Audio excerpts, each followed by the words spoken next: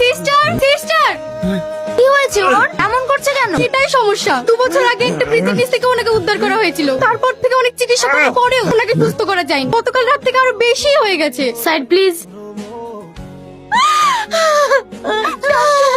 আমার ভীষণ কষ্ট হচ্ছে, আমি আর পারছি না, আমার খুব ভয় পাচ্ছে। তোমার কিচ্ছু হবে না, এই সময় সবার এরকমই হয়। তুমি একটু ধৈর্য ধরো, সব ঠিক হয়ে যাবে। তুমি একটু শান্ত হও। শান্ত হো মা, শান্ত হো, আমি আর পারছি না। সব ঠিক হয়ে যাবে, চিন্তা করো না। সাবধান সাবধান, কিচ্ছু হবে না, ভয় নেই। স্যার, সরি, আমরা মা সন্তান কাউকে বাঁচাতে পারিনি।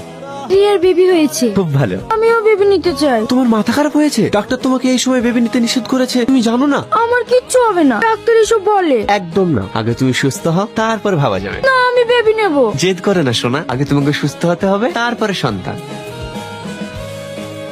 কি হয়েছে তোমার? খুব কষ্ট হচ্ছে? হ্যাঁ, কদিন থেকে শরীরটা ভীষণ খারাপ করছে। কি? তাহলে তুমি আমাকে আগে বলোনি কেন? আরে শোনো না, তুমি এত ব্যস্ত হয়ে না, এই সময় এরকম একটু হয়। কি হলো? হাসো। জানো, আমি মনে হয় আর বাঁচবো না। যদি আমার কিছু হয়ে যায়, তুমি আবার বিয়ে করো। কি উল্টো পাল্টা বলছো? কিচ্ছু হবে না। কান্না করেন না, আমার মেয়ের জন্য একটু দোয়া করবে, ও যেন জান্নাতবাসী হয়। শুধু আপনার মেয়ে ছিল না, ও আমারও মেয়ে ছিল। মেয়েটা নাই বলে আমার শুধু সেটা মেয়েকে তছনছ হয়ে গেল। আমরা আসছি। আসছি আব্বা, নিজের খেয়াল রাখবে আর ওষুধগুলো টাইম মতো খাবে। তুমিও নিজের যত্ন নিও। এমন জামাই ভাগ্য করে পাওয়া যায়। ও উপরালা আমার সব কেড়ে নিল। আমার মেয়েটা অভাব কি জিনিস কোনোদিন বুঝিনি। এমন ফ্যামিলি অনেক ভাগ্য করে পাওয়া যায়। কিরে, তুই আজই চলে যাবি নাকি? হ্যাঁ মা, আমাকে আজকেই ফিরে যেতে হবে। তোর আব্বা তোকে ডাকছে। তুমি চলো, আমি আসছি।